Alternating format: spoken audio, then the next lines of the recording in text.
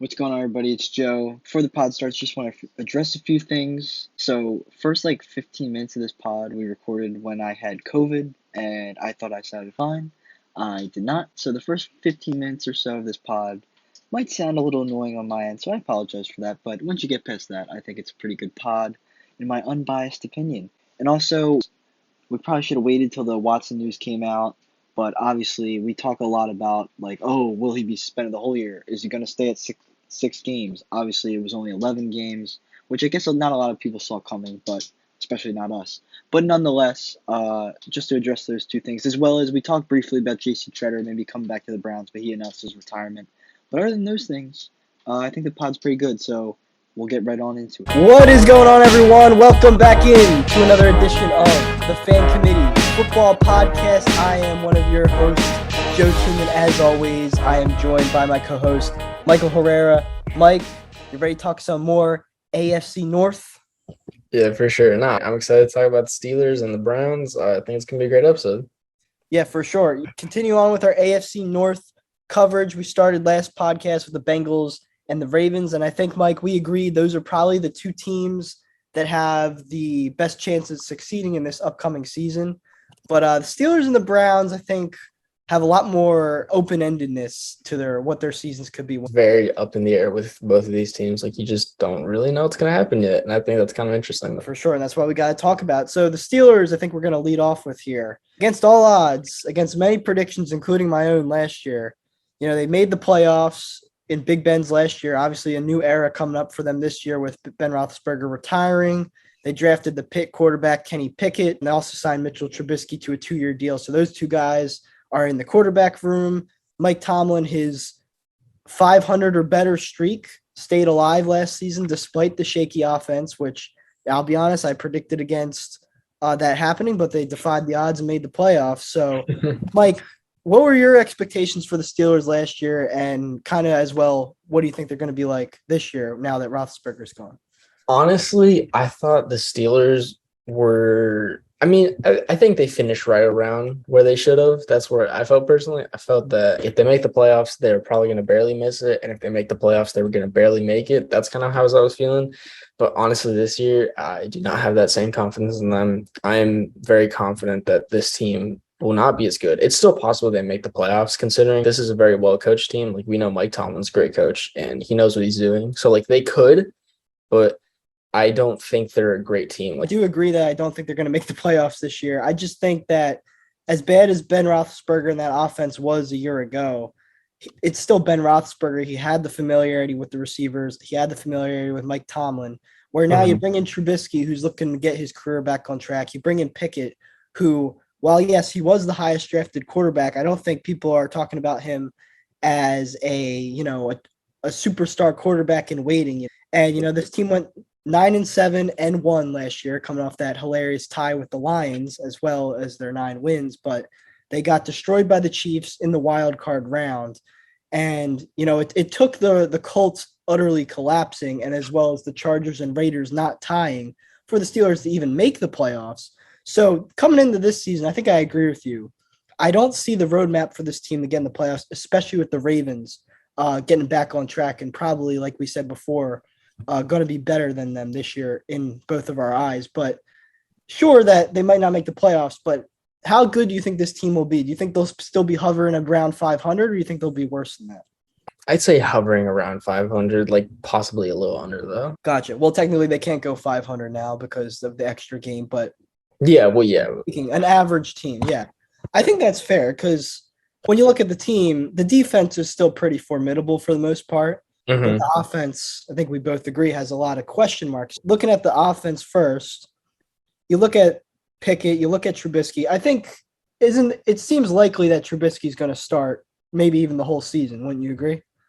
Yeah, I think that's the smart choice. I don't see any reason why Kenny Pickett should be starting. I think Mitch Trubisky is by far and away the best quarterback on this team. Although I do see Kenny Pickett being the backup, and I see Mason Rudolph off this team because honestly, Mason Rudolph is horrendous. I think Mitch Trubisky starts this starts the whole year because he should be. He's definitely the best quarterback on this roster currently. I definitely agree that like Mason Rudolph, maybe he'll be on the team week 1, but by the end of the year, I think they'll have traded him away for a team that might need a backup. But I agree with you as well that I don't think it should be this year. I think this quarterback class in general, many agree is pretty weak. I'm one of those people who thinks that. I think letting Kenny Pickett take a year to learn under Trubisky and learn around Mike Tomlin and the rest of that staff, but as a backup unless forced into action, I think would be a good outlook for him to, if he is to live up to that first round billing that, some people might not think he'll be able to. I think that year off as a rookie, that almost a redshirt year would really help him. I just think that Trubisky, as much as he's not worth that number 2 pick he was picked by Chicago with, at the same time, I think he might have his best year of his career this season because he just has better talent, and after a year of backing up Josh Allen in Buffalo, maybe his head he's kind of reset himself, refocused himself, and now he's got the chance to prove himself as a starter. And we saw the Steelers, as we mentioned before, make the playoffs with Roethlisberger last year, despite him being kind of washed up. Yeah. I think Trubisky's going to be better than Big Ben. He's more mobile as well. Do you agree with that? Yeah, I agree. I think Trubisky is at the very least at the same level Roethlisberger was last year. Yeah. I think the year in Buffalo has really helped him because, in limited action, he didn't throw away any games for him, and he was okay. So I think this year has helped him improve. So I would agree. And just to put a bow on this quarterback discussion, just to talk more about Kenny Pickett and that draft pick, what was your opinion of the actual selection? Obviously, this quarterback class isn't regarded highly, but what did you think of it? I'm gonna be honest. My how I feel about this pick was Holden's reaction when it occurred, which was yelling "no" in English. Because I agree. I do not think Kenny Pickett should have been the first quarterback off the board. I don't think Kenny Pickett should have been a first-round draft pick. But there were other players they could have drafted ahead of him. Honestly, if they'd picked George Pickens in the first round and then Kenny Pickett in the second round, if they just swapped them, I would have been totally fine with that. I get that, right? But I think making Kenny Pickett the only first-round quarterback in that draft you're putting a lot of expectations on that kid. And from what it seems, he's not doing amazing at camp right now. And it's training camp. It's not a live game. That's actually a problem, to me personally, because I feel like training camp is where you should be excelling. Live games, the preseason, is where, you can go through your lumps. But right now he's not doing great. But I understand also at the same time, going from the NFL to from NCAA to NFL is a very big leap.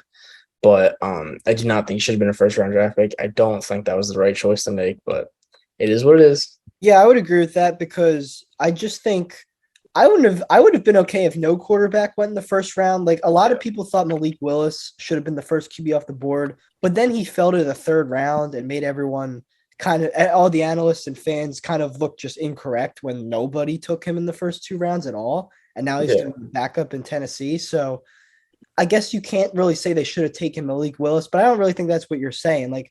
To me, they should have took an O-line in round 1.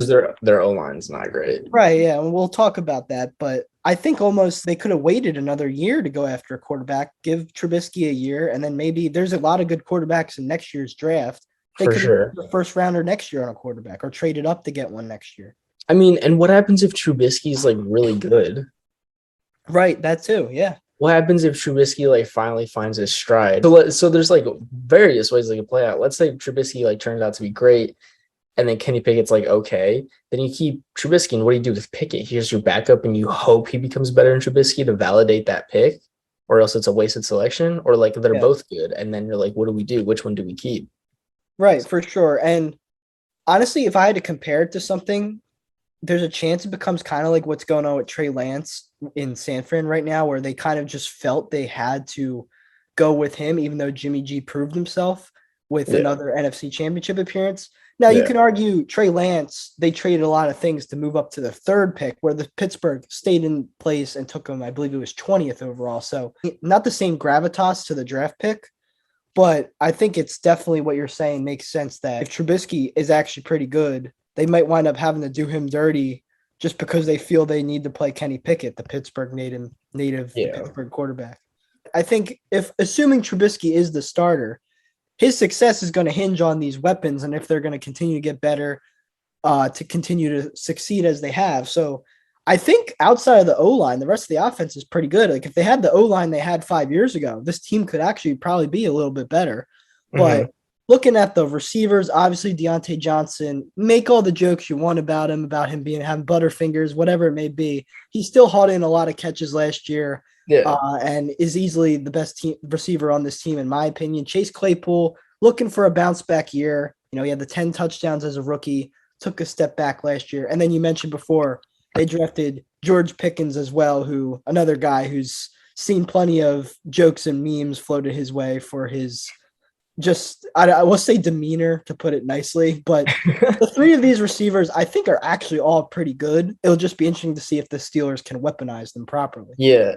No, I actually like George Pickens. I know people are always making jokes about him because it's kind of easy to, because he's kind of just like a character. But I actually like George Pickens. I've seen some stuff about him even from Georgia, and I wouldn't like. He's definitely like a character, but it's kind of like I feel like George Pickens is kind of what Chase Claypool wants to be, because like George Pickens, he has all this attitude on the field, but he's still like a good player on the field. And then you have like Chase Claypool, who's like too full of himself, and it's getting in the way of how good he can actually be.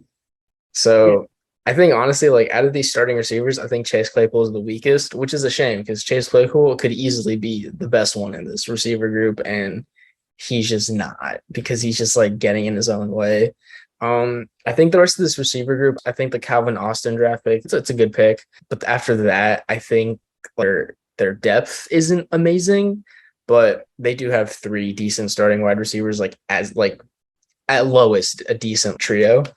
So I don't think they're too worried about the receiver depth. So I actually like don't even hate their backups if some of them can come through. Like Gunner from the Patriots, he's a good kick returner to have on the team. Yeah. Anthony Miller, like remember Anthony Miller, his first year with the Bears with Trubisky, he actually, that was his best season. So maybe he can recapture some chemistry. Maybe I think it's just that they're like a little unproven. I think the Steelers are hoping that Calvin Austin and George Pickens can take those 3 and 4 spots take them for themselves. Yeah, for sure. Pat Freiermuth at tight end. I'm excited for him this year. I think he's going to be a lot better. I saw him saying that, he was making fun of himself a little bit, saying that his yards per catch last year was just unacceptable. 8.3 yards per catch last year. He was saying, so he's motivated to improve this season, and I think he will. I think he's a very good tight end. I think he's going to follow in Gesicki's footsteps with your Dolphins as being a very good professional tight end. Yeah, I would say the only issue, like Pat Freiermuth, I think is great. I think he's going to be a great tight end. I think it's just their depth, but like I don't like these guys in the back. Like Zach Gentry has not been great, but I also don't think like they're really too worried about it because like they got Freiermuth and they have good receivers, and I don't think they're going to be running 2 tight end sets. If Pat Freiermuth develops, it won't be that big a concern. Yeah, no, for sure. I don't think there's anything to be worried about. Yeah, I would agree. And just to wrap up the skill position on the offense, I mean, Najee obviously is the big star of this offense. Yeah. And Najee, he's better in fantasy right now than real life because, the offensive line, as we'll get to, is very shaky, and it held him to only 3.9 yards per carry last year, but he still had 1,200 rush yards as well as 74 receptions. So he's clearly, he's on the field for 90 to 100% of the snaps every game. He's a big part of this offense, the first-round pick 2 seasons ago. So I really think that Najee is going to be a great running back for a long time. But the question is this the year he can elevate himself to being an elite talent, or do you think this O-line is still going to prevent him from being like a top 3 level guy? Unfortunately, yeah. I do think that this O-line is definitely going to limit like what he can do right now. And it's a shame because I do think Najee Harris is pretty good, but they have some good players like James Daniels pretty good, but then the rest of the O-line is just kind of like okay. Yeah. And the problem is you can't really have an okay offensive line anymore in the NFL. Like you have to have a good offensive line because I don't know, like you can't pass, you can't run if your offensive line is not good. So I think it's not looking great for Najee, but Najee's still really good on his own. He's definitely going to have a good season, but I don't think it's going to be as great as it could be. Yeah, I agree. I think the pass catching also helps him to not be as irrelevant as he might be because of that poor offensive line. But I do think the Steelers, you mentioned James Daniels, they signed him from the Bears. I think him and I always have trouble pronouncing his name, but Okorofor, the tackle, I think those two guys are pretty good on the line, but the rest of this line, like you said, is a little shaky. Yeah. ESPN's got the starters listed as Dan Moore, Kevin Dotson at the left tackle, left guard, and then Mason Cole at center. I mean, I don't know much about these guys. I believe Dotson and Cole were starters for the Steelers a year ago, so Yeah. I would assume they didn't play too well. But yeah, looking at the backups, you got someone like Joe Haig, who's a veteran, but a lot of these guys just aren't going to get the job done for Yeah. Najee Harris, as well as guys like Benny Snell as the backup running back, who I also like a little bit. I think this line is young and kind of unproven, so it's not looking like, wow, this is gonna go great. Yeah, I would agree. I mean, that was pretty much the main thing holding them back last year. I think a lot of people saw, along with Roethlisberger having a bit of a noodle arm, but that was to be expected just because He's old. at his age and with the injury to the shoulder a couple of years earlier. Dan Moore, if I was mistaken, he did play. He was a starter as well last year. He actually started every game for the Steelers, but if he's their left tackle and he was the left tackle on last year's team, I can't help but believe that he didn't have a stupendous season protecting the quarterback. But he is only in his second year, so like you said, it's a young line. Hopefully, they're going to hope these players can get better, but if they don't, it's going to be a repeat of last season. So I think we just gotta wait and see with them. Right. I mean, I don't want to say they're all terrible, but they just have to prove themselves. It's just that simple. Yeah. So, but the thing that could keep the Steelers team alive this year and at least competitive, as we mentioned before, is the defense. They got the elite talent, guys like TJ Watt, who tied Michael Strahan's sack record a year ago, which was really an incredible feat for sure. Pair them with guys like Minkah Fitzpatrick, Cam Hayward are the big names on this defense. But, what do you think about the rest of the defense? Because I think it's definitely a solid unit, but there can be some concerns raised by some people that might hold it back from being a truly elite tandem. No, for sure. I totally agree. If we're talking the defensive line, I mean, the defensive line is definitely like the star of this defense. But, as you go up each level of the defense, it kind of progressively gets worse. Me personally, like I would say the linebackers are not as strong as the D-line. And of course, the secondary is probably the least strongest in my position or opinion. And I feel that the secondary really, they have a lot of young players who really need to prove themselves and like some guys who need to bounce back. Yeah, I agree. And Minkah obviously is probably the biggest name in the secondary, and he's definitely one of the better safeties in the NFL. Terrell Edmonds at the strong safety, he's been there a while. I think he's a solid player, but I can't say he's lit the world on fire either, but I think he's a solid option. But I think the cornerback room is really where the question marks come, and that was really the weakness point of the defense last year. They got guys like Cam Sutton, who was a first-time starter last year. He's been with the team for a while, but he wasn't terrible, but I can't say as a number one corner that he's expected to be. I can't say he's one of the better guys in the league.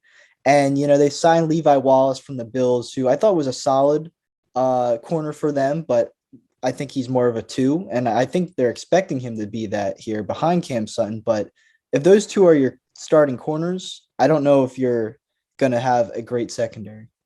Yeah, no, I mean, like Cam Sutton and Levi Wallace, like they've shown potential, but to rely on them as your starting cornerback duo, I think is kind of insane. I think it was kind of wild that they didn't bring back Joe Hayden or at least draft someone a little higher, but it is what it is. I think drafting someone would have maybe been a better option. Joe Hayden is getting a little older. He did decline a bit, but at the same time, he could have definitely argued he was one of the leaders of this defense, and maybe keeping him around wouldn't have been the worst thing. But if they wanted to part ways with him, it is what it is.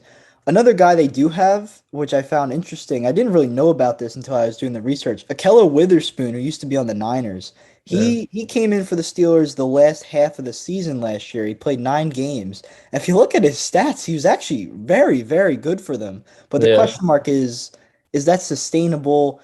Is he or can he really be a starting corner full time for this team?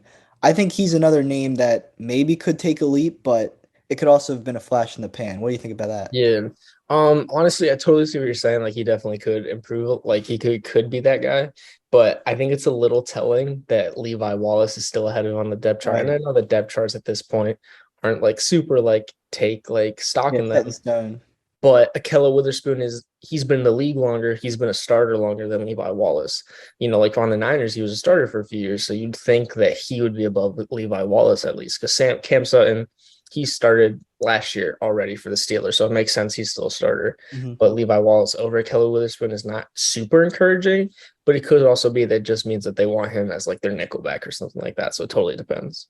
Yeah, it'll be interesting to see how he progresses in his first full year with the Steelers. But I don't want to say this secondary is going to hold this defense back entirely because I think there is the potential, but just like the O-line, just like a lot of parts of this team, it's kind of young. It's on the younger side. Like even Minka is a younger player. He's already proven himself, of course, but the rest of this unit I think needs to take a step up if they're going to really solidify themselves as a secondary to be reckoned with, I would say. For sure. I think it's just a lot of young guys and they just kind of need to prove themselves and develop, which is why I feel that they should have kept Joe Hayden at least as like a backup or like just like a mentor kind of player. But it is what it is. They also didn't draft anyone at all, which I don't think is the great move, but it also means that they show faith in their players. So we'll see how that turns out for them. Yeah, definitely. But as you mentioned before, I think the front seven is certainly what's going to make this Steelers defense, in my opinion, still one of at least the top half of the league, maybe even a top 10 defense. I would expect them to be hovering around there. We mentioned TJ Watt, a guy by the name of Alex Highsmith, who kind of broke out last year. He's going into his third year in the league. I think they're going to count on him to take a leap as the other outside linebacker here. Yeah. And I think he can do it. I believe he had about 5 or 6 sacks last season. I could see him getting maybe up around the 8 range this year. If you have TJ Watt paired with you, along with Cam Hayward on the D-line, you're going to have ample opportunity to get to the quarterback because of the gravity those guys create. So I think he could get better for sure. And then Devin Bush, I think they're going to hope he can bounce back. He had the ACL tear 2 years back, kind of trying to bounce back from it last year. They're going to hope he can get back to where he was as a rookie this coming season. And he's paired with Myles Jack now, who they signed to replace Joe Schubert as the other inside linebacker. I really actually like this linebacker core. I thought it was interesting that you said that you thought it was a little worse than the D-line, because I think it maybe even might be as good or better than the D-line, in my opinion. Yeah, looking at the D-line now, I agree. I guess my big issue is like relying on Devin Bush still, but I guess that also speaks to why they signed Myles Jack. But I think the problem is also like the linebackers behind them aren't excellent, so I guess that's also why Devin Bush is still starting. But I do agree with you. I think Alex Highsmith is definitely like kind of underrated. I mean, for a kid who was a high draft pick out of like UNCC, which is not a big football school, that like speaks volumes of like how talented he is. So I think Devin Bush really needs to return to form because right now he's not really showing off that high first round draft pick potential because he hasn't been the best. But the Steelers have faith in him, and hopefully he can reward that faith back. So. Yeah, for sure. I mean, if he's healthy and if he lives up to how he played his rookie season, I think him as the number 1 inside linebacker with Myles Jack, I mean, that could be a really good run-stopping tandem, absolutely, for sure. And then you look at the D-line, Cam Hayward, I mean, that guy's, in my opinion, a surefire Hall of Famer, maybe even a first ballot with the way he's continued to amass productive seasons. I mean, this guy's in his 30s now, and he's continuing to be one of the better interior defensive linemen in the league. And then they brought in Larry Ogunjobi, who had a bounce-back year at the Bengals last year. He had 7 sacks at the D tackle. You pair him with Tyson Alu.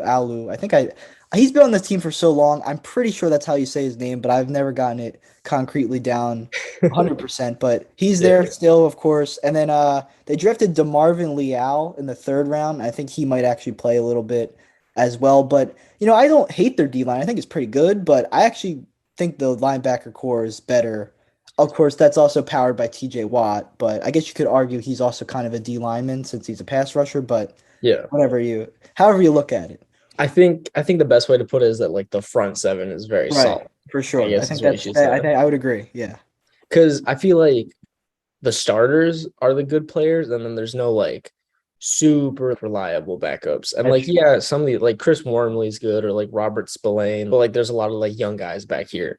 But also like they do have the star power in that front 7, and I think they're going to be okay. I mean, the front 7, I mean, they've got Mike Tomlin, they brought in Brian Flores. Like I think they'll be okay. Yeah, that's a great point. I totally forgot that we're going to have Brian Flores coaching guys like Devin Bush and Myles Jack as the linebackers coach.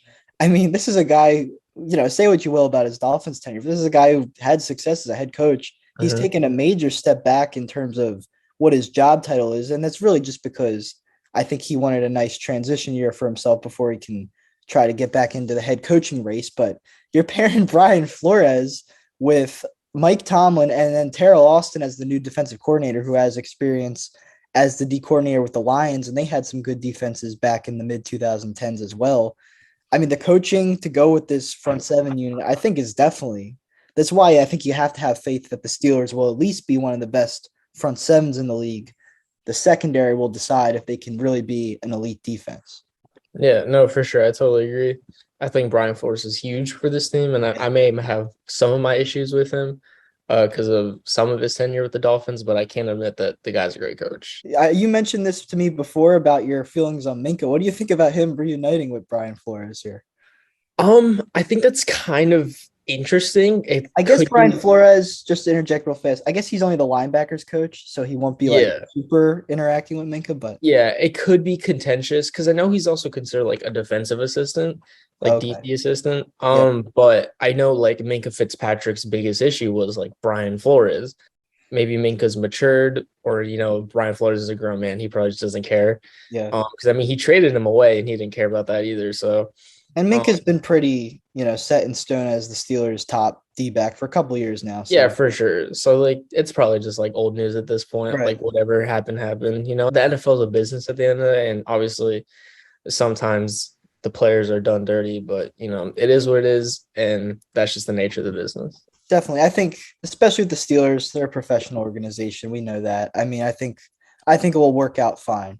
Yeah, But moving on from the defense here, just to look at their schedule this season, they may be a professional organization, but as we mentioned before, can they continue to be a playoff organization? I think that is a question we both have. And looking at their schedule, just to run it through, so they're week one, they're in Cincy, then they got the Patriots, they're in Cleveland, home for the Jets, in Buffalo, home for Tampa, visiting your Dolphins, visiting the Eagles. They got a week 9 bye. Then they're home for the Saints and Bengals back-to-back weeks. Road for the Colts, road for the Falcons, home for Baltimore, in Carolina, home for Vegas, in Baltimore, and then home for Cleveland to wrap up the season. There's a lot to digest there. I actually think this is a really hard schedule. yeah, And even though I really like this defense, and even though I as I mentioned, I think the offense has a little bit of upside, just yet you're hoping Trubisky at least improves a little bit. At the same time, I just think that, we covered the two teams in this division before, the Ravens and the Bengals. I think we both agree those are the two best teams in the division. I don't know. I don't see the roadmap for the Steelers to make the playoffs. What do you say? I agree. I think there's like still a chance they slip in because I think this defense is really good. And there's a chance that the offense like works out well enough because I think the offense is what's really holding back the team as it stands. Mm-hmm. But if they can make things work well enough, it's not impossible for them to make the playoffs. I do feel it's unlikely though. But I don't think he never really count out Mike Tomlin because he never finishes below 500. Me personally, I feel it's like 60% chance they miss the playoffs and a 40% chance they make it, but still get bounced in the first round. Yeah. So like either way, I don't think the Steelers are going very far if they do make the playoffs, but I also don't think they really are. I do agree that this schedule does seem pretty tough. Like I feel like the Bengals, Bills, Bucks, Dolphins, Eagles, Saints, like these are all tough teams to beat. The Colts, Ravens, Yeah. The Vegas. Raiders. Yeah, like those are a lot of teams that are pretty good. And obviously, of course, you never know how the season turns out. Like, maybe the Bengals collapse. And I don't think that's entirely impossible because like Super Bowl hangover is real. True. True. For a lot of teams, getting to the Super Bowl and losing is like the peak. You never know with the Bengals, but the Bengals I still feel are a better team regardless. So I don't know. I think there's a lot of tough games on this schedule and I very agree. few that I would say are like easy wins. I only had two like locked up wins for this team against Atlanta and Carolina. You could argue that the Jets should be in there. Actually, the Jets playing them in week 4, like we'll have to see with Zach Wilson's injury last night. I mean, he's only going to miss 4 weeks, so I think he'll be back for that, but that could be like his first game. Yeah. So maybe I should add the Jets to my guaranteed wins for this team. But looking at it, like I think they're probably my prediction would be 7-10. I think this team's going to fight till the end of the season. Like Mike Tomlin's not going to like tank. I think this team has a ton of talent. there's no reason they should bow out. But I just don't in the AFC. Like I think we both agree the AFC is going to be a very tough conference. I just don't see the roadmap. Do you think that's a fair prediction? No, I totally agree. I think 7-10, like 8-9, I think is like the right prediction for them. I think that's right about where they should be. Yeah, I we'll have to see. I think this team has potential, but I think maybe they're hoping if Kenny Pickett can live up to the hype that they put around him, maybe in a year or two, this team can get back to contending with the defense. But as of right now, I think this is a bit of a transition year for the Steelers. And maybe they'll get the 12th, 14th pick in the draft. Maybe they'll finally take a transformative offensive lineman to protect their quarterback. But we'll have to see. But I think that's a good outlook on the Steelers for this season. Competitive, but not a playoff team. Yeah. Do you know what's kind of funny about that? I looked up like the Vegas odds, and currently their over under is 7.5 wins. Okay. Well, I'll take the under. Yeah, so it's right about where we predicted. So I think it's kind of interesting. I think that's fair. Yeah. Yeah, no, I do think you're right. I think they're gonna fight and they're gonna be in contention to like possibly sneak into the playoffs, but I just don't see it with that schedule. I mean, there's always the possibility, there's always a world where it happens, but I just don't see it. I don't think it's very likely. Yeah. I mean, as we said before, this is kind of how I felt about the team last year. They still got in, but I don't know. I'm gonna stick to my guns again this year and predict them not to make the playoffs.